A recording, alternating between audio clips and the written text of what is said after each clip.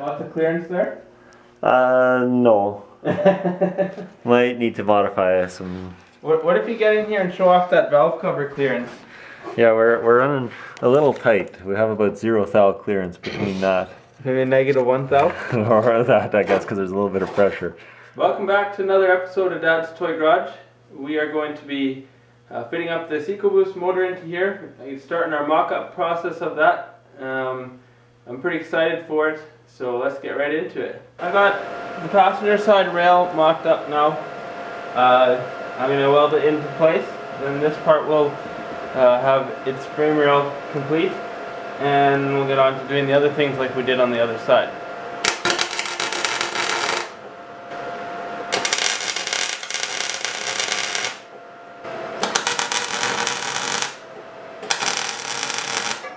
Alright guys, this frame rail is now welded together.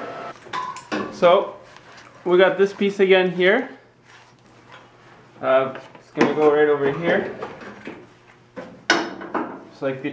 Just like the other side.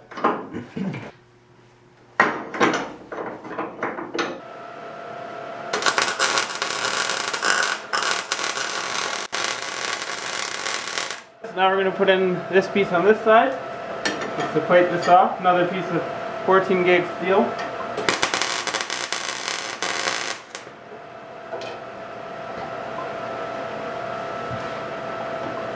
Alright, there we have it. Alright guys, so we're going to test fit this motor in the car now, and I think we were aiming to get some engine mounts mocked up. Oh, are we going to be too low? I'm wondering if it's going to hit our... Yep. Yeah. Yeah, it's hitting the control arms. Is it mocked up enough that we... You could probably jack on there already. Now it should fit under there, I would say. Yeah. I'm going to watch the braces, I guess, that are there. Yeah. Go down. Lower it about a foot. Yeah. Try not to smash our $7 oil filter. Yeah. These Ford ones are getting really expensive. Is that expensive for a filter? I think so. Good. I don't know. We're gonna have to...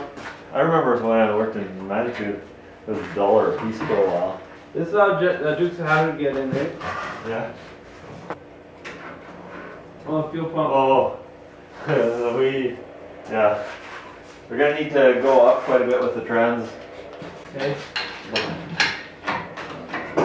Yeah. Yeah. Are you doing okay there? Yeah, for now. We probably cut it even with this piece here, hey? With the back of it? Yeah. Like. We're going to take out more of this, what do you call it, Tony? Behind the firewall support? Probably call it a wiper cowl. Yeah, wiper cowl is getting smaller, but I think we'll still be able to use the wiper blades. Would be nice for rainy days. So we got to do that because our fuel pump is really tall. So, and then we can slide the motor in farther.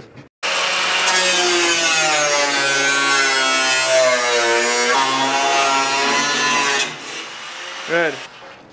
So that's the cut we're talking about making. We're gonna do, our biggest issue with the motor here, the fuel pump sits smaller than pretty much anything else. So that might require creativity yet on our part. Janelle working tonight? Yeah.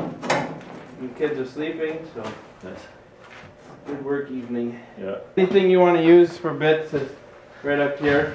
Yeah. And they're Canadian Tire quality, so okay. That should let you know a couple of things. That's gonna work super awesome. Yeah, that'll work almost as good as having a proper Mac tools or something. Yeah.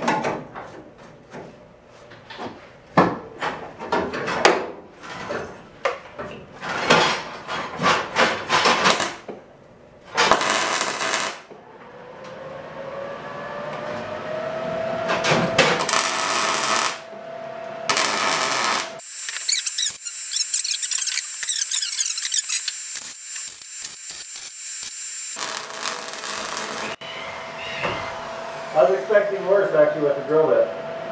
Which one are you on, the big one? The small one. Maybe that would have helped if I would have started with that. That doesn't dull it out going high speed like that. I guess if you have to try to go up variable speed? It's just on the trigger. Actually no, it's not. I do boom boom boom. Oh. I don't think so.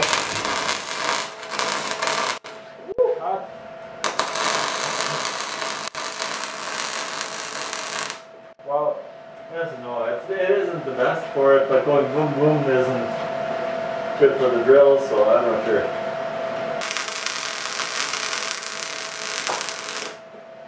Oh, that's a nice weld.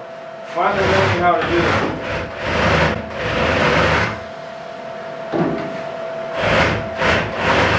This drill bit might be bent a tad already, eh? You know, I think I bent it on the very last thing I did. Oh, okay.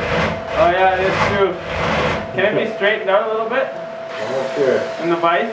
I can still drill. Okay, that's good for me. I'm finally getting the hang of welding. Yeah? Yeah, it's different than doing sheet metal welding, that's for sure. Yeah. Guys, got one piece left to make in here where my welding clamp is. But that's now in place. Tony is working on building the brackets, I guess you call them brackets, to hold the rear of this front subframe. And built these little brackets. These are going to be welded in place here. There's some kind of a weld nut or stud here. And yeah, weld these in place so it'll be filled. Apparently I've cut it so I got a bit of a gap, but that makes it stronger, right? I would assume. Yeah. You need to fill some gap, right? Yeah, exactly. Good work. You think I overkilled it by doing 14 gauge plate? I don't know. I think it won't fall apart. No. So you're welding on... It helps with some strength now, though. You're welding on a stud now is what you're doing? Yeah. Sweet. I guess I shouldn't look at it. I just wanted to showcase what Tony did here. This is a subframe, and this is where the back of the subframe mounts. And he's welded on a stud to that and made these brackets on both sides. So those are pretty awesome pieces. And now we're gonna finish up. Let's get up to the front of the car here. I'm gonna finish up the last piece of the puzzle that I got going here for the inner aprons, which is this one. That slides in there. We're gonna weld it in place now.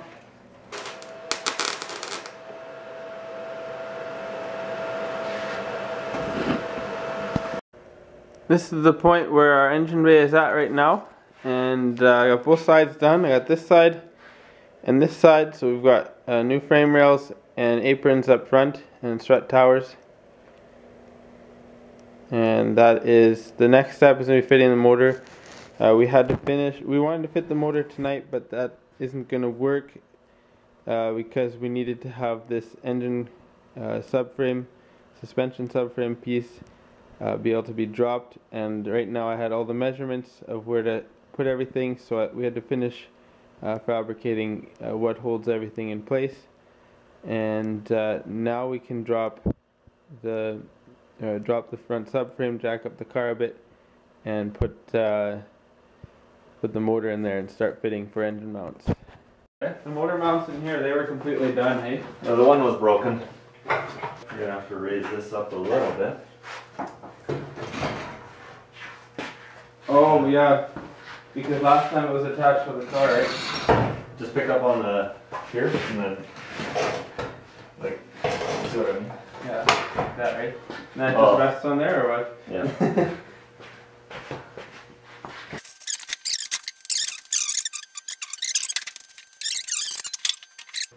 There you go. Okay, we'll have to drop it down a bit more. Our intake manifold, if we need to go farther back, we'll have to cut part of the firewall, it's looking like. Unless it's not centered right now.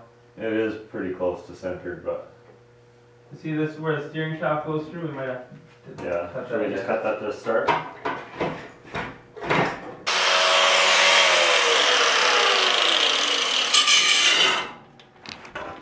That should be able to pull out of there now, hey? Yeah, I'll let you with your gloves there. Okay.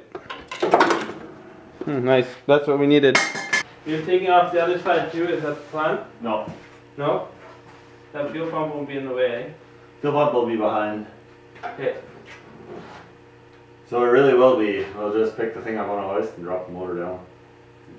Like a new car? Yeah.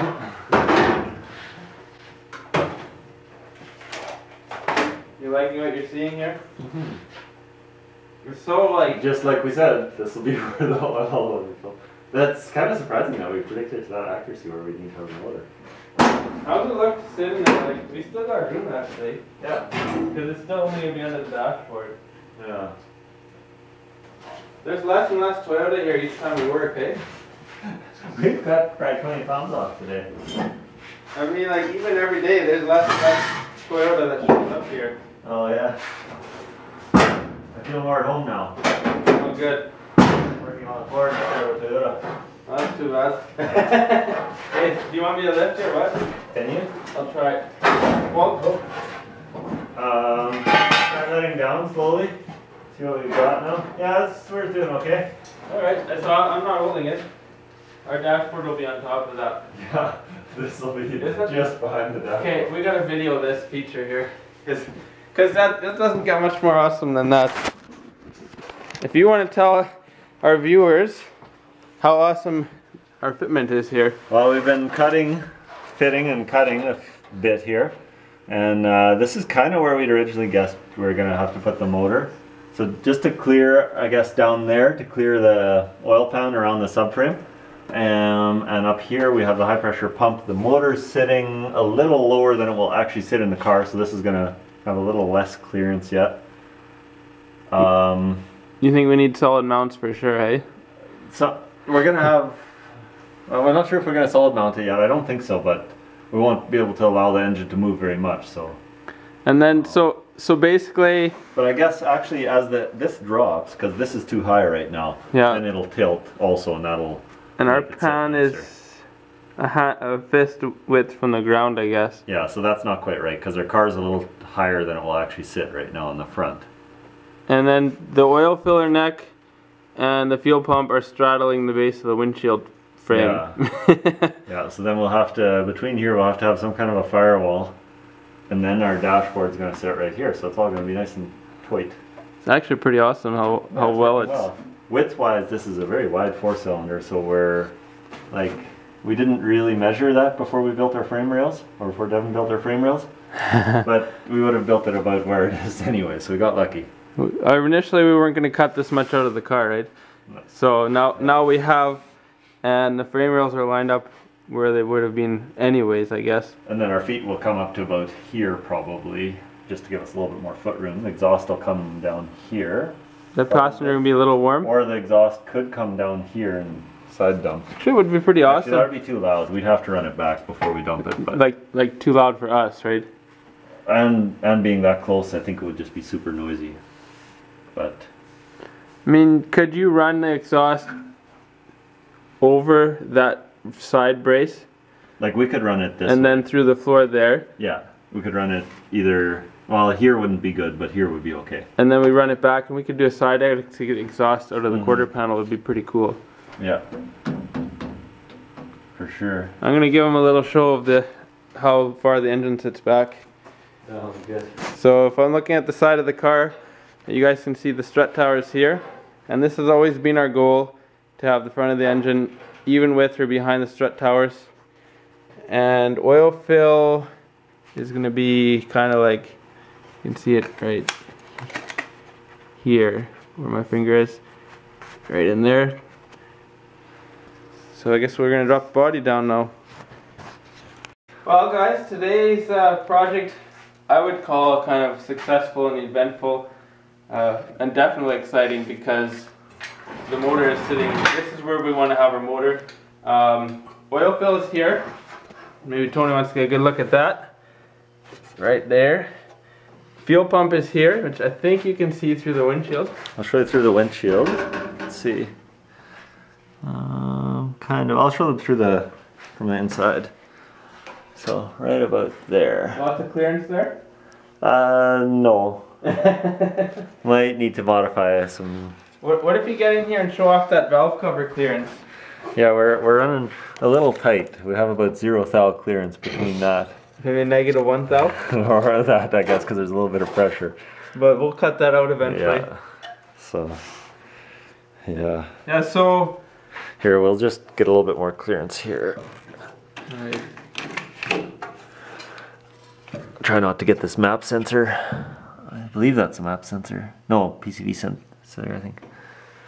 keep it from getting crushed here. If this was our goal, and we've talked about it in a couple of videos already, even with or behind the strut towers, and we're just behind the strut towers now, I think weight transfer will be very well for road course cornering. We initially thought we'd have to cut the this front subframe from the Miata to change our oil filter, but that clears. Almost like it was made for it. Yeah, there's even a little loop back there that looks like it's will give us clearance to get a filter wrench on there if we need to. So one of us over tightens the oil filter.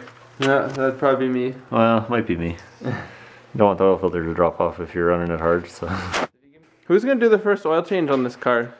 Oh, we were talking about trying to book it at a shop just to see if how long it would take to have somebody find the oil fill. I mean, we probably won't, but it's fun to think about. I think we might have to be videoing that, right? Dash cam or something. Dash cam, yep. I wanted to do a little test fit with the dashboard now that we have the transmission in, and man, does it look good in there. The bottom is actually resting right on the transmission, so when we build the tunnel, I'll just have to notch this piece out a little bit. Let's grab the panel just to see how that fits in there. So it's almost like old school removable faceplate.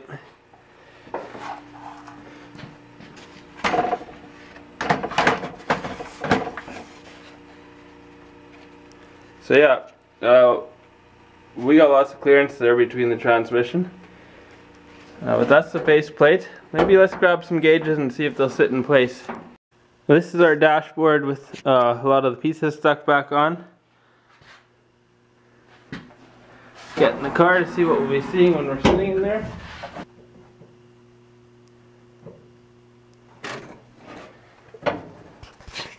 Well guys, thanks for joining us on another episode of Dad's Toy Garage. Tony and I had a lot of fun getting this motor into place.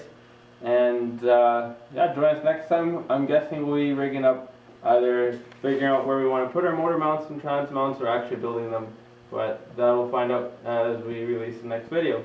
So thanks for joining us, and we'll talk to you later.